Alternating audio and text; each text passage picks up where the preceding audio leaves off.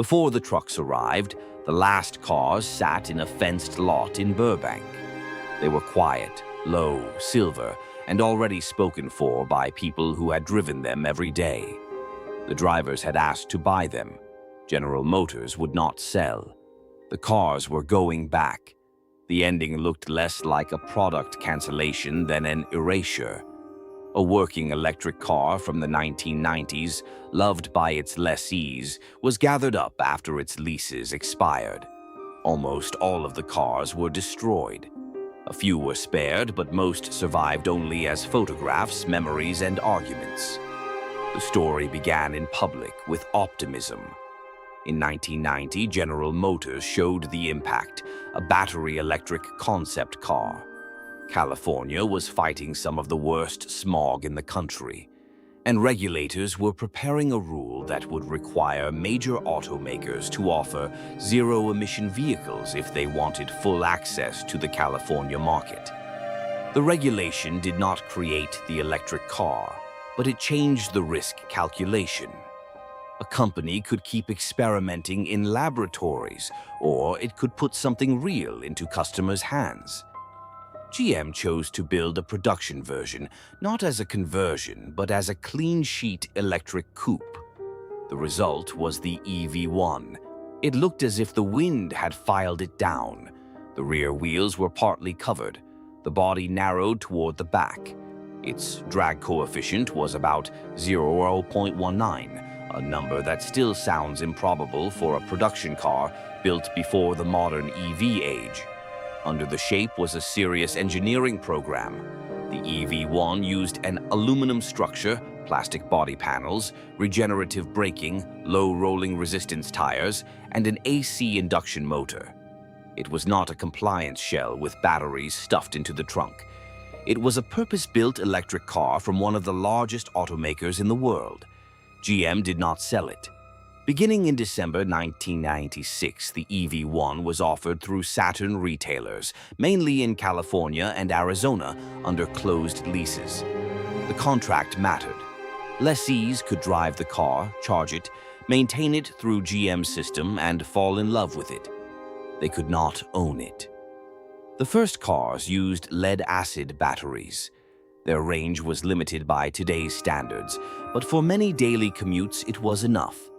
The car was quiet, quick from a stop, and strange in a way that felt less like compromise than preview.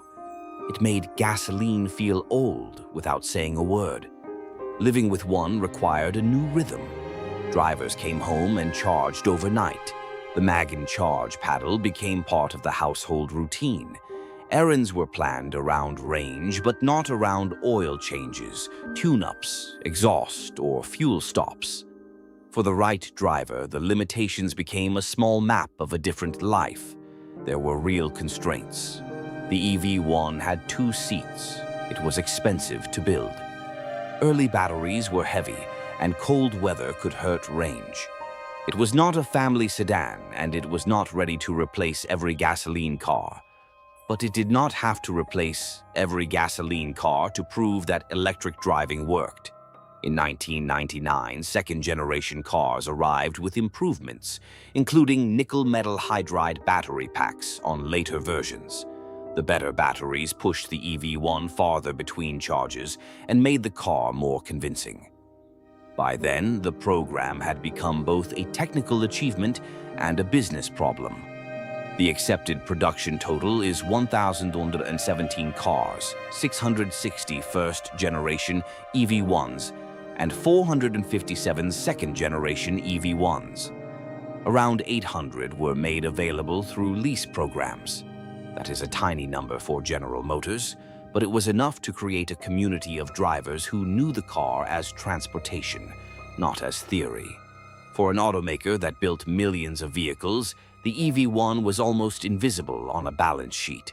For a driver who had one in the garage, it could become the most visible machine in daily life. That mismatch between corporate scale and personal attachment is where the disaster began to take its human shape. Their loyalty became part of the record. EV1 drivers described the car with unusual attachment. Some made homemade ads, Some explained the car to strangers. Some adjusted their lives around its range and still wanted another lease. The devotion complicated the official idea that there was no market worth serving. The program also had trouble. In March 2000, GM recalled hundreds of first-generation cars over a charge port cable issue linked to thermal incidents. That recall was not the final destruction of the fleet, but it showed how fragile the support system was. A low-volume electric car needed specialized parts, specialized training, and corporate patience. The larger battle moved through regulation, lawsuits, and lobbying. California's zero-emission rules changed over time. Automakers argued that mandates were ahead of customer demand and technology. Regulators softened the path. The EV1 was no longer just a car. It was evidence in a fight over how the future should be forced, invited, or delayed. GM ended production after 1999. In 2002, lessees began learning that extensions would not continue. By late 2003, the program was being wound down. The company said the car could not become a viable long-term business, and that safety, parts, and service support would become difficult. The drivers heard something else. They had been allowed to test the future, but not to keep it. 58 EV1 drivers sent letters and deposit checks asking for lease extensions that would shift maintenance risk away from GM. GM rejected the proposal and returned the checks. By 2005, the last cars in Burbank had become a vigil. Supporters waited outside the lot.